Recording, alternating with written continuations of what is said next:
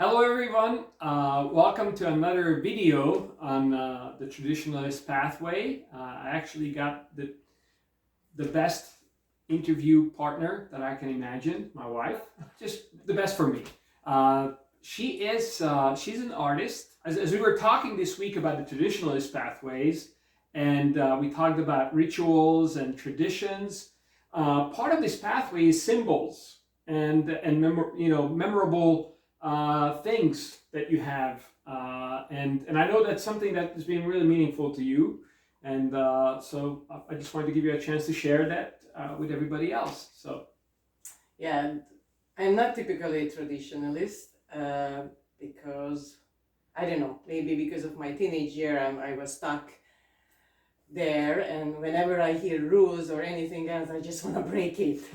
Let's just not do anything what is like a tradition or rules or repetitive things. I really want to do something new things. But when I read the book and about the signs, I thought, that's really interesting, and that's describe me, and maybe that's why, because I'm an artist, and I really love art or different symbols, because without words, they contain so many information and meanings, which, you can, about one symbols, you can write about books and books and books, and you're still talking about the same thing, and it can mean a lot of different things for different people, and it doesn't matter.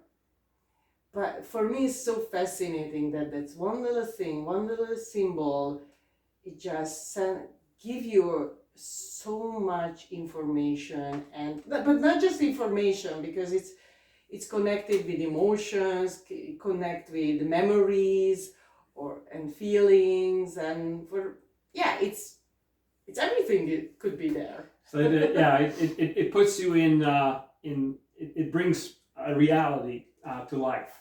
So Yeah, it's been reality, or it's help you to remember things, or help you to connect to something, or bring up some positive things too. Yeah. Could you share an example? Yes, the first thing was very fascinating for me when we were in Ephesus, and we saw all the symbols over there with the fish and the wheel with the spokes. I always thought that this is just in a Christian novel. It's not a reality. France in reverse. Yeah, or something like that. And we walked there, and they were carved everywhere in Ephesus into the stones. It just really shocked me, like even the early Christians, how much, they use these symbols, and I wouldn't say they depend on them, but it meant a lot to them. And after that, our daughter started to come up with the idea that she would love to have a tattoo. Yeah. And actually, I wanted to have a tattoo when I was a teenager, but then I don't know, I ended up not. And then because I got married with Patty, and he didn't like, or it still doesn't like tattoos, so I have no tattoo. But she came up with that idea, and even I remember that the 16th birthday, she wanted us to have a special ring, which have a lot of meaning for her, and connecting to God, and then connecting to us too. Yeah. So it was very special to hunting that ring. And just this year, when I thought that I would love to have something special with God, so far I was against the symbols, even as an artist, because I thought, I don't want to be like a traditional people. But I said, you know what? That's very special. So I really like the idea that's having a ring. And when my spiritual birthday came, which was in February 27, I thought that, okay, I would love to have something what is me and God. And I love rings. And I started to searching that which ring would really describe what I feel. And it was very interesting that I saw so many nice rings, but somehow I know that I need to find a perfect one, perfect for me. But I couldn't describe what is it. And then I just said, and I put so much pressure on myself. But you'll know when you see it, right? Yeah, exactly. That was I said. Okay, I have no idea, but I know if I see it, this is it. Mm-hmm. So I searched, and I saw one, and I said, "Oh my goodness, that's it! I need to get that ring." And it was very interesting. And this is this ring Mm-hmm. on my finger.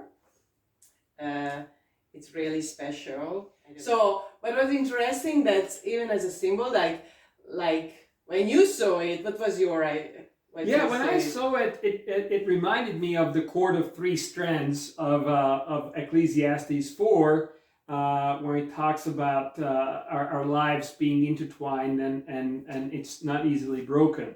So because there are different threads intertwined in the design of the ring.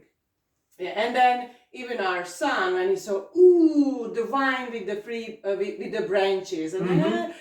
and it was so interesting for me. Like, I just saw it, and I know this is it. I didn't have too many thoughts in that, but again, it was so fascinating for me to realize that even these rings could remind us in a very different way, and still containing so many Yeah. important things. Yeah. So Very I'm cool. so happy. So I have my rings here in my hand, and every time when I'm watching, it's reminded me of God. Amen. Well, thank you, honey, for sharing that, and I'm really happy you have the ring. Me too. And it's a lot better than a tattoo, in my opinion. But so I don't know if you have any symbols or things, memorabilia that connects you to God, that helps you to remember God, and you know that might be a good idea. Maybe this is something that you want to explore. This is part of the Traditionalist pathway, and thanks for coming on the interview and sharing these things. Thank you. Bye. Bye.